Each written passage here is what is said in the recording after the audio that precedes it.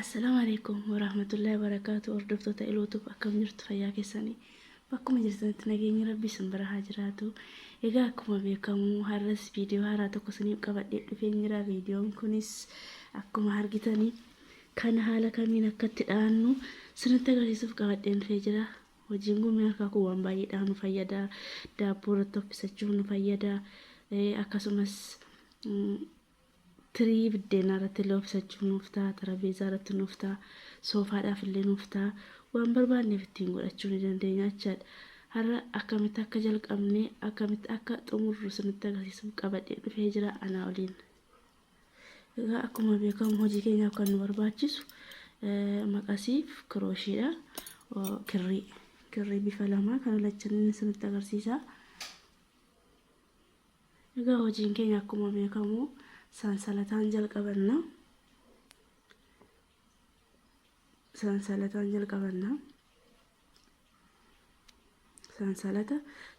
dhaannaa jechaadha. 1 2 3 4 5 6 7 8 akkasitti dhaannaa jechaadha. Erga akkasitti dhaannee kirooshii keenyatu mataarraan maratiin finnee asitti walitti qabsiifannaa jechaadha. Akkasitti qabsiifannee guduunfannaa jechaadha. Erga guduunfannee booda sansalata 3 ol dhaanna. 1 2 3. Erga sansalata 3 dhaannee kirooshii keenya ramarree kana keessa 4 fudhannaa jechaadha. 1 2 3 4. Erga 4 godhannee akkasitti walitti hidhanna. Akkas nu ta'a. Deebisnee ammas sansalata 3 dhaanna. 1 2 3. Erga 3 dhaannee ammas achuma keessa 1 2 3 4. 4 ammallee keessa baafanna. Walitti akkas guduunfanna. Deebisnee ammas sansalata 3 1 2 3. Erga dhaanne ammas deebisnee boolluma sana keessa 4 dhaannaa jechaadha. 1 2 3 4. 4 dhaannee ammas walitti akkas qabannaa jechaadha. Akkasitti meeqa dhaanneerra 3 1 2 3. Akkasitti kan nu barbaachisu 7 jechaadha. 4 dhaanee walitti deebina. Egaa akkasitti 7 dhaannee jirra. Bifa kanaan 7 dhaannee jirra. Amma erga 7 dhaannee sansalata 3 godhannee 1 2 3 godhannee finnee asitti isii kana mataa isheerratti qabsiifannaa jechaadha. Akkasitti. Amma deebisnee sansalata 3 dhaanna. 1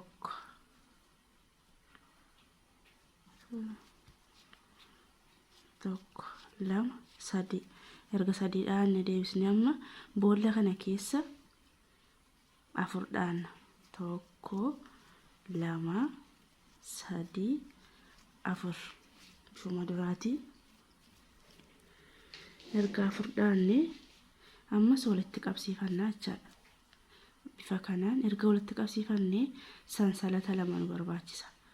1 2. Sansalata 2 dhaannee achuma keessa kirooshii keenya xalafannee boolluma duraan 4 dhaanne keessa 4 deebisnee dhaannaa jechaadha. 2 3 4. 4 deebisnee ammas walitti akkas godhannaa jechaadha. Bifa kanaan duraan tokko gisee 7 dhaannee amma boolla tokko keessa 4 dhaannee sansalata 2 dhaannee ammas 4 deebisnee sansalata 2 dhaannaa jechaadha. Akkas godhan erga akkas ta'e ammas deebisnee bakkuma sanarratti tokko boolla lammataa irratti 1 2 3 afur erga dhaanne ammas bifuma sanaan akkasitti baafanna. ammallee sansalata 2 1 2 deebisnee boolla kana keessa bakkuma silaa 4 dhaanne keessa 1 2 3 4 erga 4 dhaanne ammas akkuma sana finnee asiin akkas qabsiifannee dhaanna jechaadha. asitti 2 nuuf ta'u jechaadha.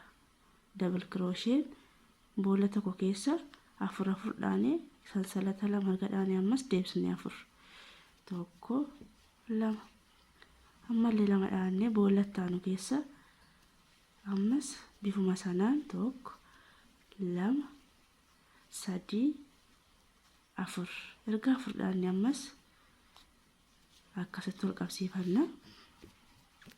sansalata 2 1 2 sansalata 2 erga dhaanne kun asirratti addummaan isaa jarri kun 2 ta'aniiru, kuniif kun 2 ta'aniiru jechaadha. amma kun tokko waan ta'eef achuma keessa ammas 4 dhaanna 1 2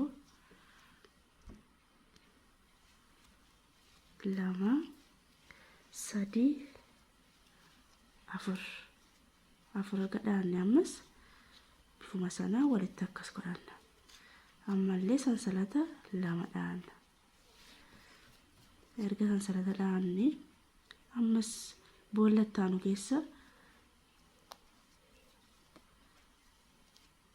taanu keessa deebisnee 4 dhaanna 1 2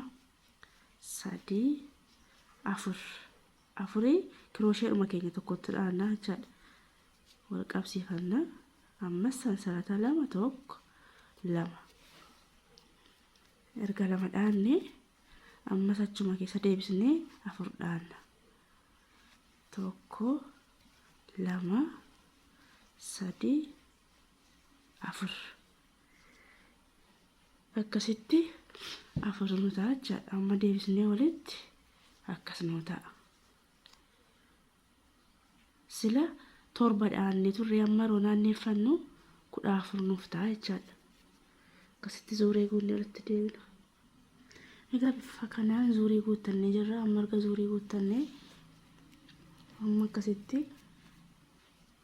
deebisnee kana walitti qabsiisu 1 2 3 isii kana finnee kunoo inna zuurii kun bakki duwwaa kun nuuf waan ta'eef finnee as keessatti akkas qabsiifanna. kirriin qaqal'oo waan ta'eef akkasitti qabsiifanna. deebisnee ammallee isii kana keessa fidanna. erga akkasitti fidannee amma sansalata 3 dhaanna 1 2 3 sansalata 3 erga dhaanne bifuma silaatiin boolla kana keessa 4 dhaanna 1 2 3 4 ankaayina 4 dhaadhaaruuf kirriin koo kun waan qalloo ta'ennaan kun kirriin isaa 4 waan ta'eef 3 jechaadha. amma kana keessa kirriin koo waan qalloo ta'ennaan 4 jechaadha. erga 4 dhaanne ammas sansalata 2 ammas boolluma sana keessa 1 2 3 4 ammallee walitti akkas qabsiifannaa jechaadha. bifa kanaan amma sansalata 3 dhaanna 1 2 3 erga 3 dhaanne amma astin dhaanu walakkaa kana akkuma sanatti bifuma duraan dhaanerra 2 3 4 bifuma tokko jechaadha. ammallee sansalata 2 achuma keessa 1 2 3 4 kun bifuma tokko jechaadha. 1 2 3 ammallee akkasitti 1 2 3 4 erga dhaanne akkuma sana as baasna. ammallee 1 2 dhaanne 1 2 3 4 erga 4 dhaanne akkuma kana jechaadha. Tokko lama sadii bifa kanaan wal dhaannaa jechaadha. Amma zuurii kana guunnee walitti deebina. Egaa haala kanaan zuurii guutanneerra ammas asirratti erga sansalata sadii dhaannee finnee asitti akkas qabsiifannaa jechaadha. Kanarratti akkasitti walitti qabsiifannaa jechaadha. Ammas as keessa baafannaa akkas nootaa jechaadha. Egaa amma erga akkasitti dhaannee sansalata sadii dhaannaa tokko lama sadii ammas achuma keessa bifuma wal fakkaataadhaan double crochet 4 dhaannaa. Erga double crochet 4 dhaannee deebisnee tokko lama ammas achuma keessa double crochet 4 lama sadii 4 erga 4 dhaannee ammas akkasitti wal qabsiifannaa. Amma asirratti duraan sansalata sadii dhaataa turre asirratti 5 dhaannaa jechaadha. Tokko lama sadii 4 5 akkasitti erga 5 dhaannee finnee as keessa qabsiifanna. Ammas lama sadii 4 double crochet 4 ammallee akkuma sana sansalata lama dhaanna. Tokko lama achuma keessa deebisnee double crochet 4 dhaannaa jechaadha. 4 erga dhaannee ammas akkasitti wal qabsiifanna. Erga wal qabsiifannee tokko lama sadii 4 5 sansalata 5 dhaanna. Erga 5 dhaannee ammas crochet keenyatti marfannee finnee as keessa double crochet 4 dhaannaa jechaadha. 4 akkasitti erga dhaannee ammas sansalata lama tokko lama deebisnee boolluma sana keessa ammas double crochet 4 dhaannaa jechaadha. Akkasitti kun bifuma tokkoon akkas ta'a jechaadha. Sansalata qofa dabalannee asirratti tokko lama sadii 4 5 erga 5 dhaannee ammas crochet keenyatti marfannee asirratti ammas double crochet 4 dhaanna. Erga 4 dhaannee akkas godhanna. Sana booda tokko lama ammas sansalata lama erga dhaannee double crochet 4 achuma keessa dhaannaa jechaadha. Sadii 4 akkas nootaa jechaadha. Tokko lama sadii 4 5 akkas jedha zuurii guunnaa jechaadha. Akkasitti zuurii guuttanneerra erga zuurii guuttannee okay tokko nuufa lama sadii 4 akkasitti zuurii guuttannee jechaadha. Tokko lama sadii 4 5 sansalata 5 dhaannee finnee as keessa walitti qabsiifannaa jechaadha. Asitti walitti akkasitti qabsiifannaa jechaadha. Ammallee as keessa erga godhannee golbataa garuu isa booda tokko lama sadii sansalata sadii erga dhaannee amma sansalata sadii erga dhaannee akkuma sana double crochet 4 dhaannaa. Double crochet 4 sansalata lama wajjin ammas double crochet 4 boolluma sana keessa sadii 4 akkasuma ta'a. Erga akkas ta'e amma sansalata 4 dhaanna. Tokko lama sadii 4 erga 4 dhaannee bakka kana duraan 5 dhaannee waan darbineef 5 fi 5 gidduutti lama gamaaf gamanaan dhiisnee tokko lama sadii 4 5 shanan keessa tokko lama kanarra darbee sadaffaarra akkasan baafadha. Martanii kunoo crochet kootu akkasirra mariin lamarra darbee sadaffaarra walakkaatti akkas dha'ee guduunfadha jechaadha. Akkasitti dizaayinii biraa kan uumuuf. Amma sansalata 4 tokko 2 3 4 erga 4 amma double crochet 4 kana keessa dhaanna crochet keenya irra marannaa asirratti double crochet 4 dhaanna 3 4 sana booda ammas walitti godonfanna tokko 2 sansalata 2 ammas achuma keessa double crochet 4 dhaanna sana booda ammas kanas walitti godonfanna jechaadha.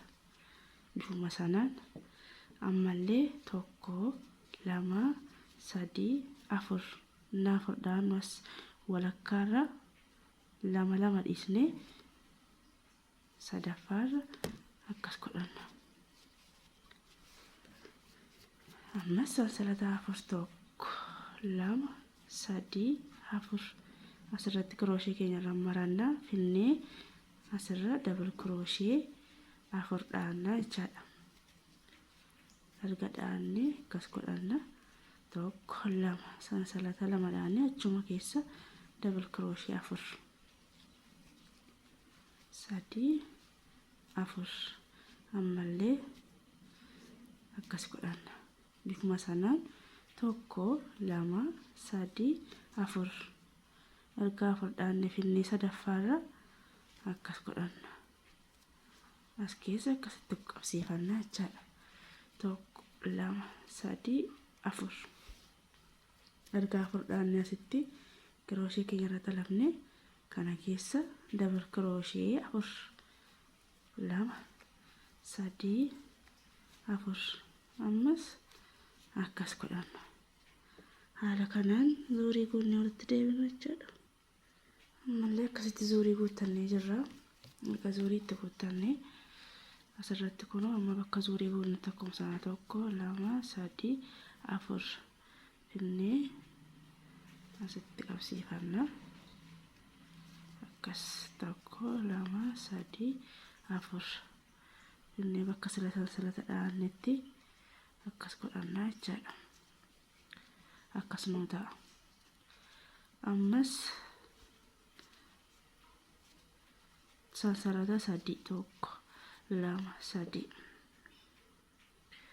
achuma keessa tokko 2 3 4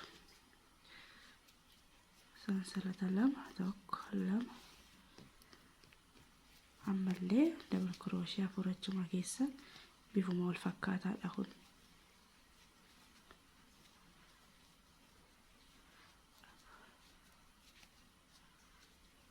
Akkasitti amma asirratti sila 4 dhaannee turre amma asirratti 5 dhaannaa jechaadha.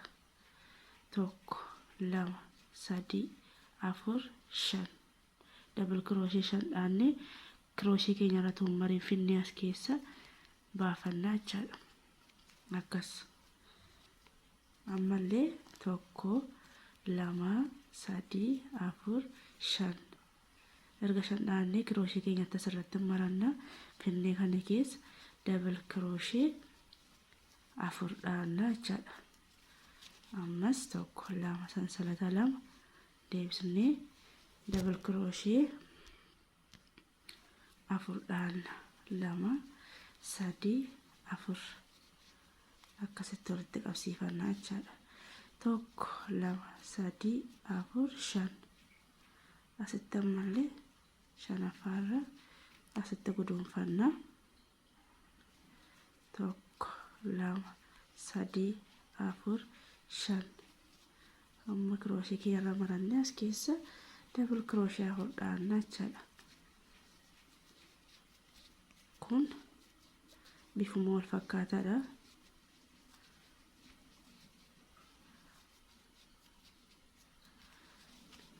Garaagarummaan isaa sansalata tokko daballee tokko 3 4 5 kan asuma irratti amma xumura keenyaatti siin kun akkuma kanatti ol baatee jechaadha.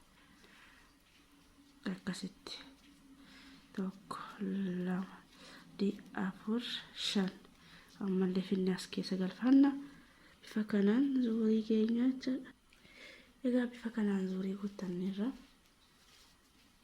Erga zuurii guutannee ammallee asirratti sansalata 5 1 2 3 4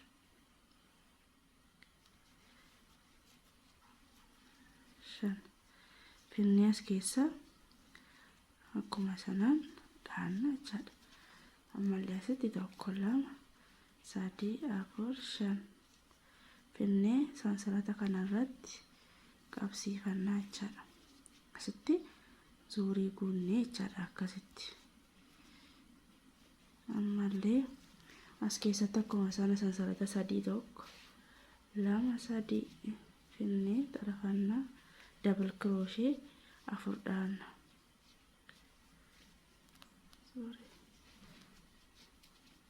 Erga dhaannee sansalata 2 1 2 finnee amma achuma keessa double crochet 4 dhaanna. Okay, erga double crochet 4 dhaannee amma asirratti kanarratti asitti erga akkas dhaannee amma garaagarummaa isaa sansalata 5 ture amma 6 godhannaa jechaadha.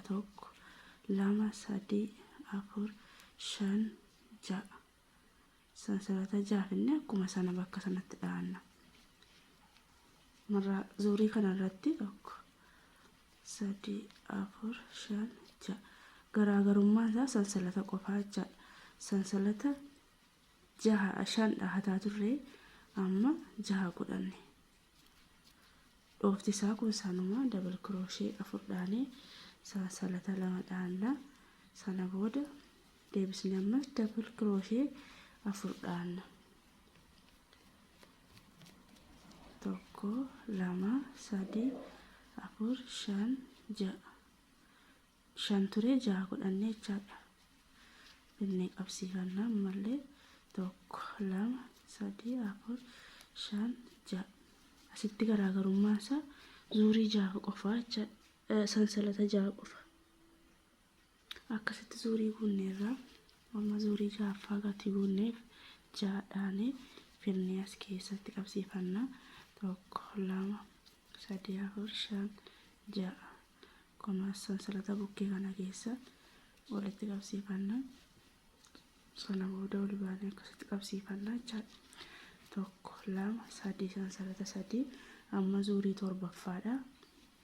Sansalannis 7 jechaadha.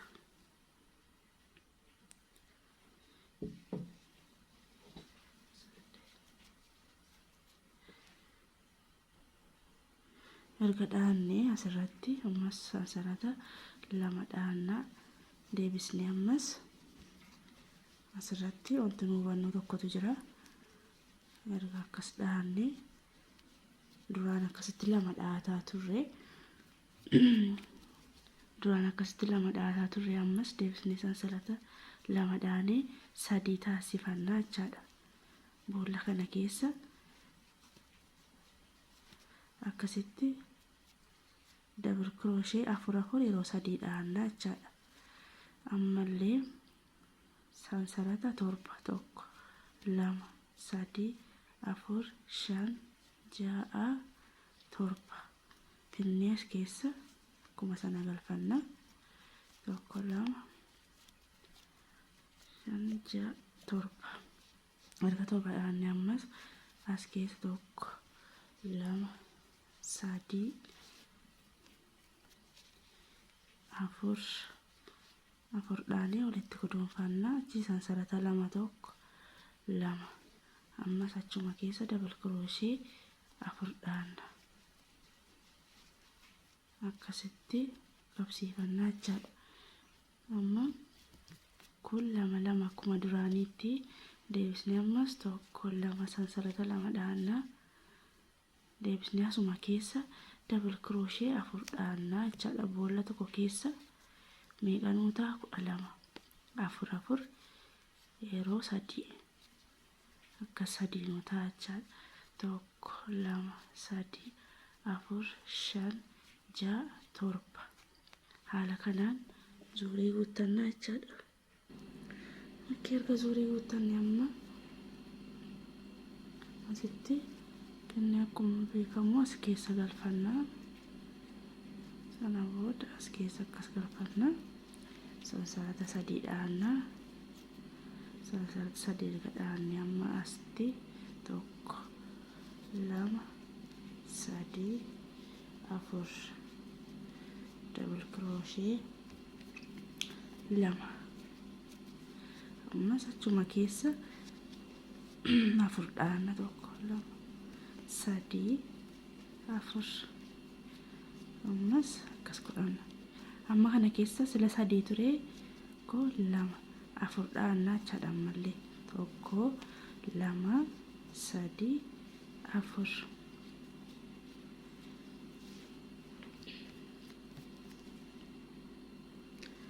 Achi sansalata lama dhaannaa tokko, lama erga dhaanne asuma keessa deebisnee afur godhannaa jechaadha. Double crochet afur. Amma akkasitti meeqa nuu ta'e? Dura lama ture achi sadii amma afur nuu ta'e jechaadha. Tokko, lama, sadii, afur, shan, ja'a, torba, saddeet. Sansalata saddeet nuu ta'a. Tokko tokko dabalaa jechaadha. Tokko, lama, sadii, afur, shan, ja'a, torba, saddeet. Ammallee deebisnee asuma keessa double crochet afur dhaanna. Tokko, lama, sadii, afur, shan. Afurtu dhaama. Achi akkas godhanna. Tokko, lama. Sansalata lama erga dhaanne asuma keessa deebisnee double crochet afur dhaanna jechaadha. Sadii, afur. Ammallee akkas godhanna. Erga godhannee tokko, lama. Sansalata lama dhaanne amma kana keessa double crochet afur dhaanna jechaadha. Tokko, lama, sadii, afur. Inni guduunfannaa. Sana booda sansalata lama ammas achuma keessa double crochet afur dhaanna. Sadii, afur. Sana booda akkas godhanna jechaadha. Amma saddeet dhaanna. Tokko, lama, sadii, shan, ja'a, torba, saddeet. Kana keessa fidanna. Akkasitti guduunfannaa jechaadha. Bifa kanaan amma afur afur nuuf ta'anii jechaadha. Akkasitti zuurii guunnee irraa amma sirka zuurii guunnee finnee bakka kanatti akkas godhannaa jechaadha. Wal qabsiifannaa. Ammas akkuma beekamu hojiin keenya bifuma sanaan tokko, lama, sadii, afur.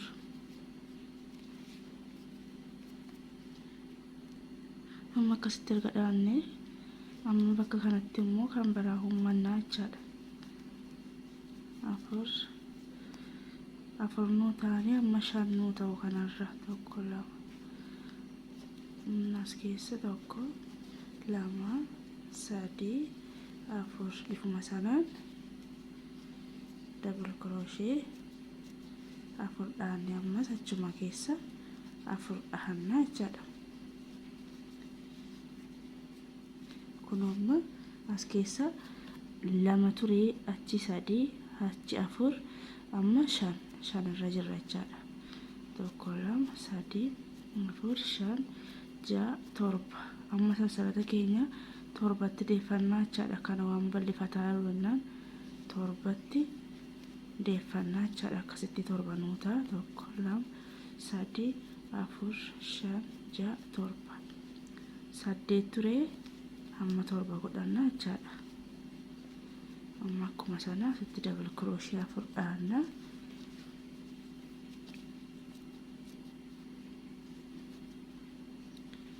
Viidiyoon inni kun dheeraadha waan ta'eef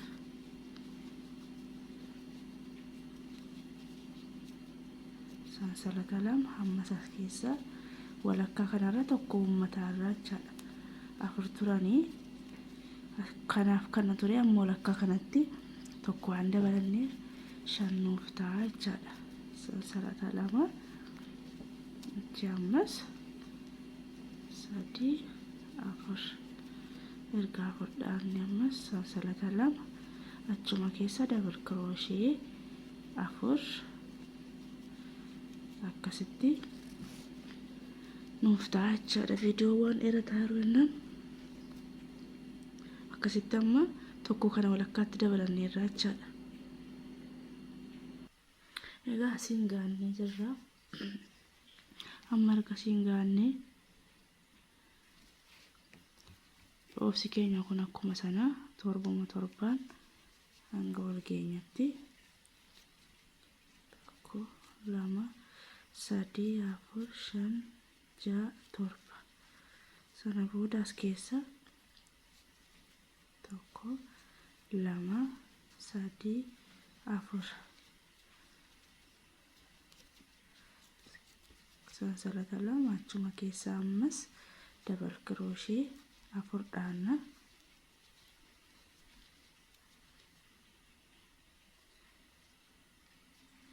Tokko lama amma kanarra dabalataa jirra jechaadha. Amma duraan 1 2 3 4 sadan kun 6 nuuf ta'e amma meeqa nuuf ta'a? 8 nuuf ta'a jechaadha. Akkasidha dabala. Double crochet lama achi ammas 4 erga 4 dhaanne sansalata lama ammas as keessa 1 2 3 4 sansalata lama ammallee asuma keessa 1 2 3 4 akkasitti 8 nuu ta'u 1 2 finni ammallee asuma keessa 1 2 3 4 sansalata lama ammas achuma keessa double crochet 4 dhaanna. Akkas nuuf ta'a jechaadha. 1 2 ammas finni as keessa 1 2 3 4 dhaanee kaanee walitti guduunfanna 1 2 double crochet lama erga dhaanne achuma keessa 1 2 3 4 akkas nuu ta'a jechaadha. 1 2 3 4 5 6 7 finni ammas asuma keessa galfanna guduunfanna jechaadha. Haala kanaan zuurii kun egaa hordoftoota akkasitti zuurii guuttadheetan jira. Viidiyoon kun baay'ee waan dheerateef viidiyoo lammataa irratti isinitti agarsiisaa jechaadha. Kanaaf zuurii ittaanu kanaaf like share subscribe gochuun na jajjabeessaa. Maatii naa ta'a. Koomentiidhaan illee waan isin dhibe na gaafadhaan isiniin jedha. Viidiyoo itti aanutti xumurra nagaan.